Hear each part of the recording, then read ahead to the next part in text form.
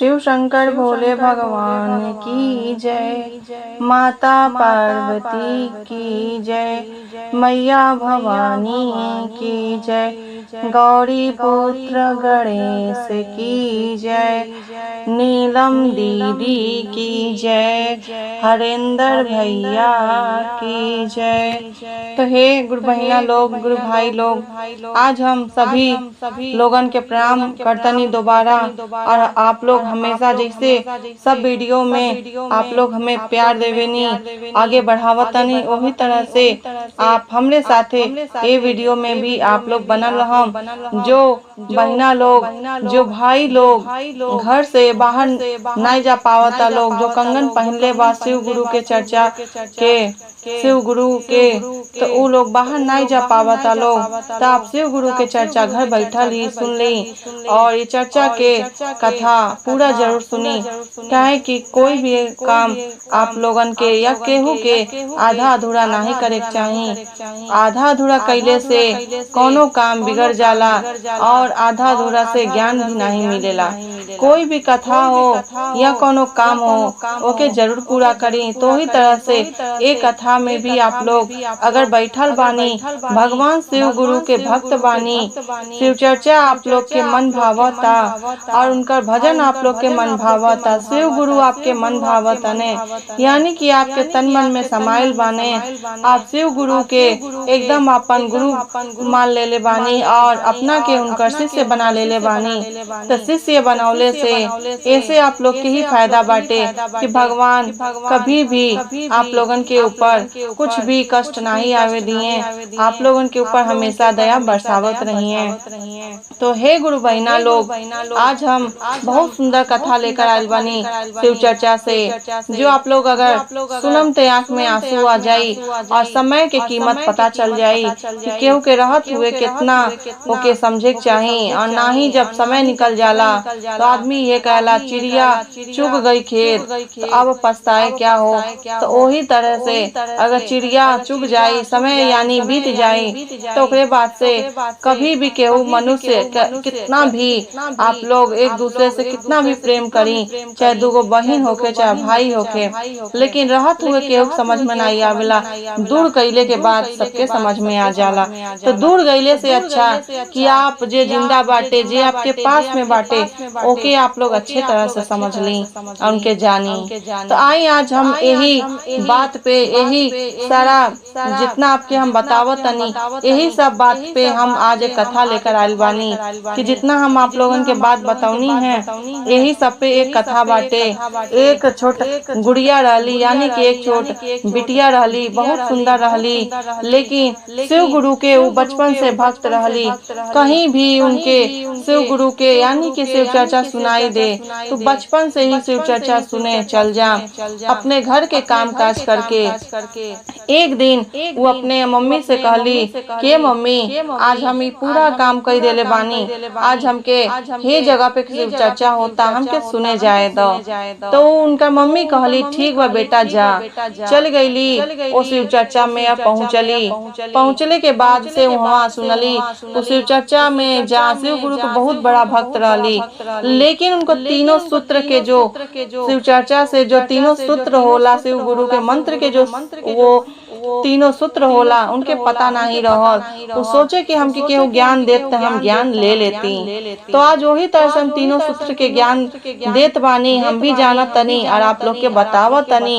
अगर आप लोग भी आगे बताएं तो बहुत आप लोग के कृपा होई। और कथा शुरू तो कर देले बानी, बीच में आप लोगन से एक के विनती करतनी कि अगर आप लोगन के ये कथा पसंद आवे और एक कथा के आप लोग के पास पूरा सुनने के बाद अच्छा लागे तो आप कमेंट बॉक्स में हर हर महादेव, ओम नमः शिवाय जरूर भेजो। और साथ में हमारे चैनल के सब्सक्राइब और लाइक करके बेल आइकन के प्रेस कर लें, जिससे हमारी कथा जल्द से जल्द आप लोगन के पास पहुंच जाए गुरु बहिना लोग, गुरु भाई लोग। तो आज हम आप लोगन के वो तीनों सूत्र के आप लोग के मतलब बताओ तनी। पहला में देखी का हवे कि जैसे वो जो लड़की रहली, छोट गुड़िया जो रहली, वो जब पहुँचली तीनों सूत्र पूछे खातिर शिव चर्चा में बैठली और सोचली कि जब शिव चर्चा खत्म हो जाई तब हम पूछम सबसे।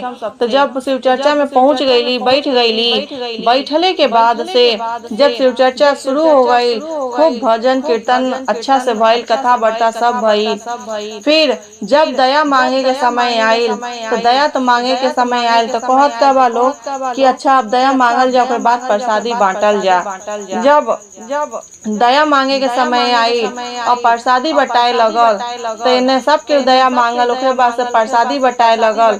और जो ओकर तीसरा सूत्र रहल ओके कहले बिना, यानी कि जब कहले बिना केहू जाला नहीं, तो उसे ई कहली जो गुड़िया रहली, यानी कि जो छोट उ लड़की रहली, कहत का बाड़ी कि हे चाची लोग, हे भाभी लोग, हमके ये शिव गुरु के तीनों सूत्र बता दी, हम एकर पालन नियम बहुत बढ़िया से करम। तो कहत का बा लोग कि नहीं, तू तो छोटहन बाड़ू बहनी, तू कैसे ओके समझबू तीनों सूत्र के, शिव गुरु के मंत्र के तू कैसे समझबू, कैसे पालन करबू उनकर जो सूत्र बाटे। तो कहत का बाड़ी हम बहुत बढ़िया से पालन करम। और ऐसे ही कह के विनती करे लगली कि हे भाभी लोग, हे चाची लोग, हमके ये शिव गुरु के तीनों सूत्र बता दी। तो सोचा लोग कि चला कोनो बात नहीं, बता ही देवल जाए। बता देवल लोग। बतौले के बाद से तो पहला में का कहल लोग कि पहला में दया बाटे, और दूसरा में चर्चा, और तीसरा में बाटे 108 बार आपके ओम नमः शिवाय के मंत्र जाप, यानी शिव गुरु के मंत्र जाप करे के बाटे तीसरा में। तो तीनों सूत्र बता के कह लो कि ये बहनी तू कहीं भी रहिया, ये तीनों सूत्र के पालन करिया। देखिया भगवान भोलेनाथ तो के हमेशा बढ़िया कुशल मंगल रखले रही हैं। तू कहली कि हे चाची लोग, हम तो शिव गुरु के बहुत अपन मतलब बहुत हम अपन एकदम दिल से उनके हम प्रेम करेनी, यानी कि उनके जो भगवान के प्रति प्रेम होला वो प्रेम उनके अंदर रहल कि हम ये भगवान के हमेशा पूजा पाठ करेनी। हर सोमवार के हम कहीं भी शिव चर्चा कथा होला तो हम सुने जानी।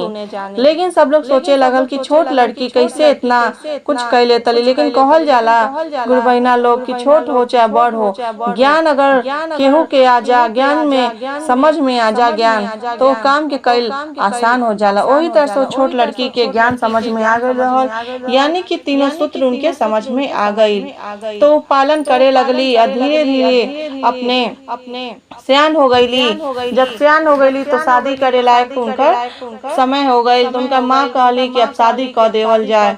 जब शादी हो गई तो जनते बानी कि जब वहाँ गईली ससुरा में तो सोचे रोज कि आज शिव चर्चा यहाँ होता, आज जाए।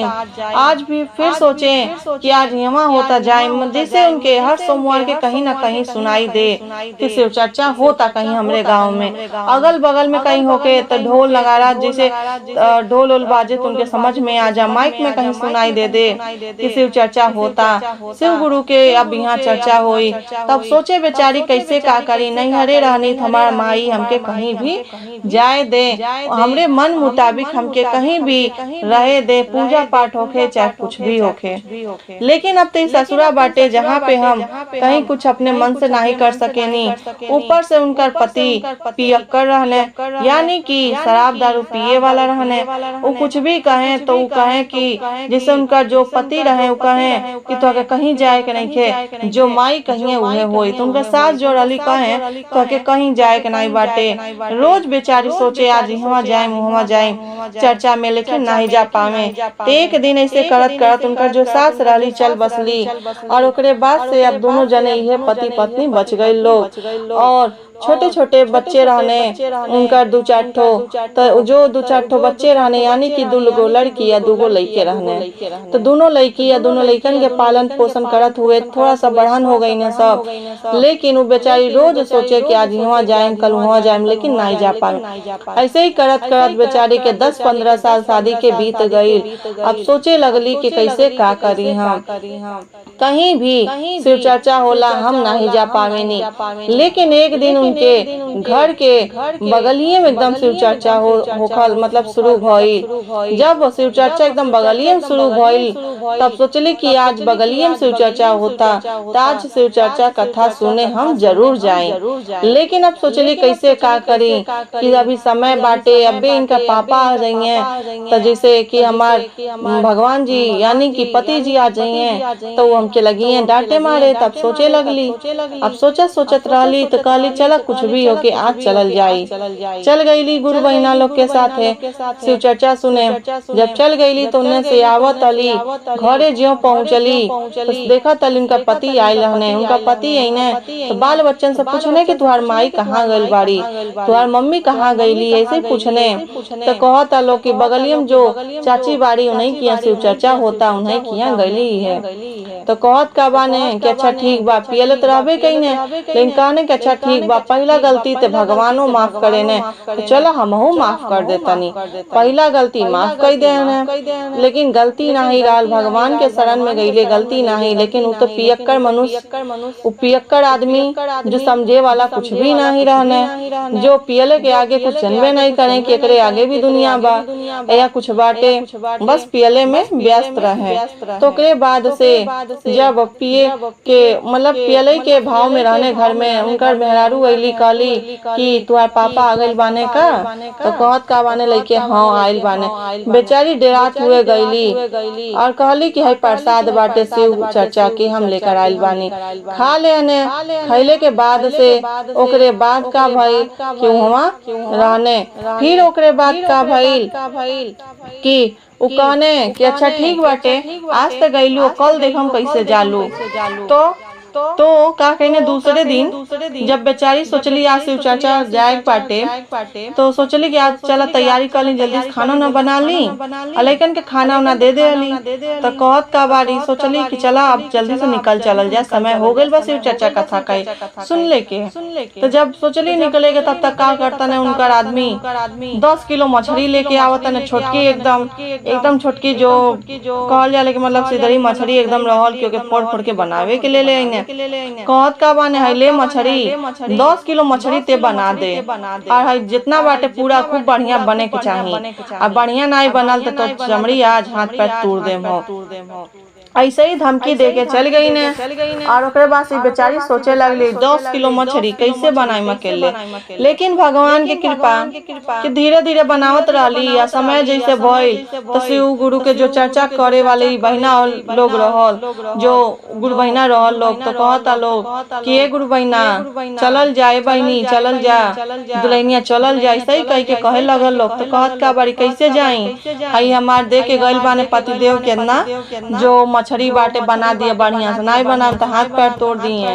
और आज कहले बाने कि नहीं अच्छा से होई तो हाथ पैर भी तोड़ दिए, मरबो करिए। अब बेचारी सोचे लगली कि कैसे का कइल जा। तो कहल लो कि तू नहीं जेबू तो हमनियो के नहीं जाइल जाई। अब सोचे लो कि चला घरे चलल जा और चला कपड़ा बदल के आवल जाई, इनका जितना मछली बाटे हमन के काम करवा देवल जाई। जैसे बेचारी गई लोग अगल बगल के रहल लोग जितना जाने सब लोग गई लोग कपड़ा चेंज करके आके मतलब कपड़ा बदल ले वो लोग, कपड़ा बदल के आके अपन घर के रूप में जैसे घर में रहेला लोग कपड़ा सादा पहन के उसे आई लोग हाली हाली मछली फोड़वा देवल लोग और बनवा देवल लोग।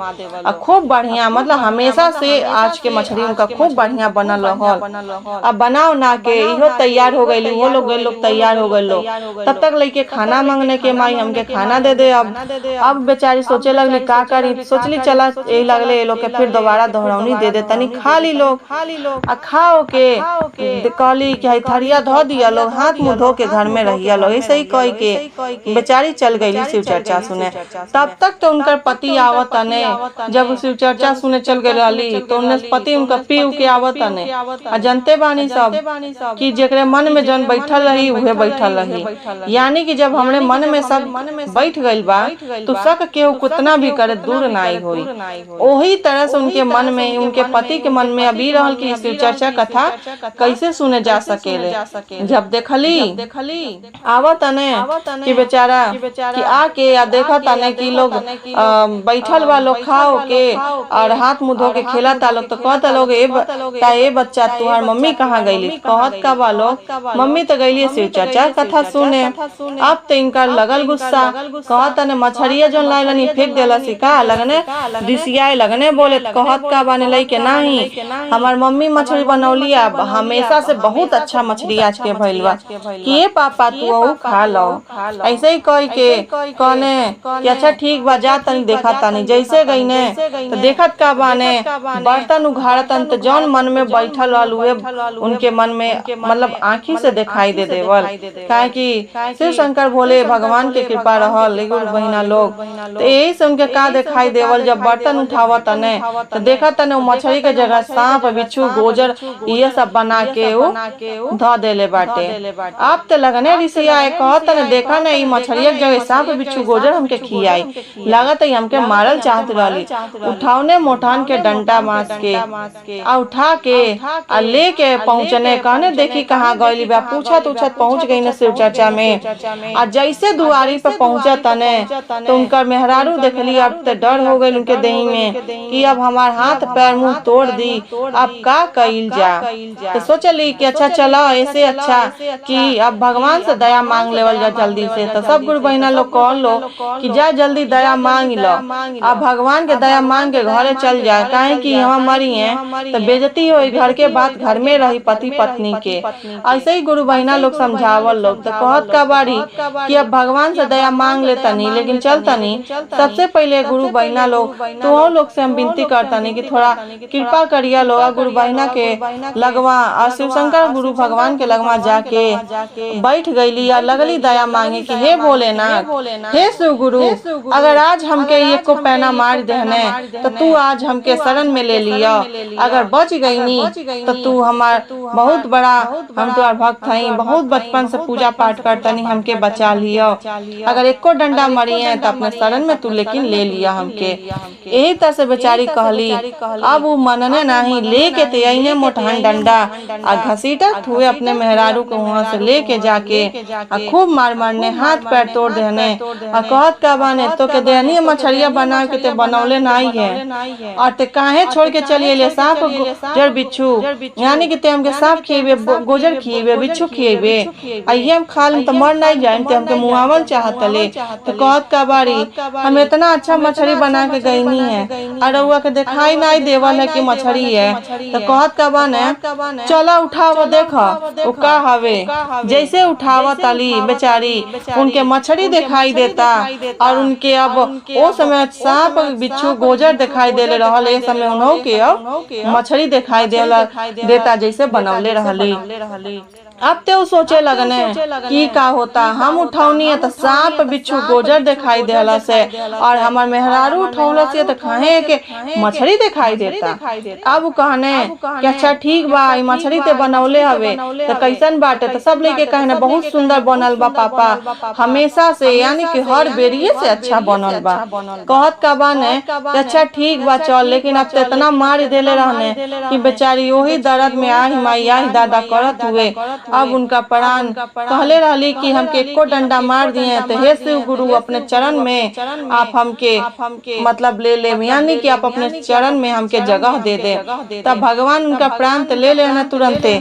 लेकिन जब जाऊँ शिव चर्चा कथा सुने जब जितना दिन गई रही तो हमेशा एक चीज कहे कि हमरे बाल बच्चन के हमरे परिवार के हमरे पति के बुद्धि ज्ञान दे आगे बढ़ंती कर हमार मांग को दोनों बनौले रह। हमेशा दया मांगे अपने पति के, अब भूल चूक हमेशा माफी करे कहें। तो यही तरह से बेचारी हमेशा कहत हुए। लेकिन वो दिन जब इतना मार खा गईली अब भगवान उनके बुला लेने तो कुछ देर के बाद उनके यानी कि जब समय बीत गई तब उनका पति सोचे लगने कि अब इतना छोट मोट लड़का बाने कैसे लेके हम जियो कैसे रहम। अब बेचारी के मार देनी मर गईली इतना मार देनी ऊपर से जन बना कह के गईनी वो कहल मतलब हम जन कहले रहनी कैले ही रहली मछली बनाई देली तो काहे हमके दिखाई देवल सांप बिच्छू गोजर। अब वो बात के सोचे लगने सोचत रहने तो कहत का बाने आज चल तनी शिव गुरु से अपन गलती के क्षमा मांगो। तो जब गई ने तो जाके वहाँ से गलती के क्षमा मांगे लगने कहने की हे शिव गुरु हमको क्षमा कर दी, हमार जो पत्नी रहली बहुत बढ़िया रहली लेकिन आप हमसे छीन लेहनी और हमारी बहुत बड़ी गलती रहल कि हम उनके बहुत मार मारले रहनी कि बेचारियों ही लगले मर गईली। आई माई आई दादा करत हुए। अब तो बेचारा दया मांगे लगने शिव गुरु से, भोलेनाथ से, कहे लगने कि जब हमारी पत्नी नहीं किए दुनिया में तो हम रह के का करम, हमार जो बाल बच्चे बाने वो केकरे सहारे जिए। तो बाल बच्चन के ना सोचत हुए बेचारा। लेकिन सब तरफ से जब धीरे धीरे बढ़ हो गई, समय बीत गल, तब वो दया मांगत मांगत उनका बुढ़ापा आ गल। तो कहे का, हे शिव गुरु अब ते हमके अपने शरण में ले ली। तो उनका जो पत्नी रहली का कहतली भोलेनाथ से कि हे शिव गुरु अब हमरे पति के क्षमा कर दी और इनके अपने शरण में लेनी।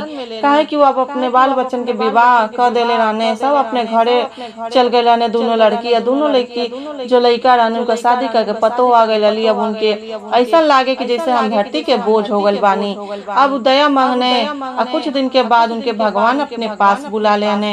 तेज कहल जाला गुरु बहना लोग, गुरु भाई लोग, समय के रहते हुए आदर भाव करे चाहिए। चाहे माई बाप हो, चाहे पति हो, चाहे पत्नी हो।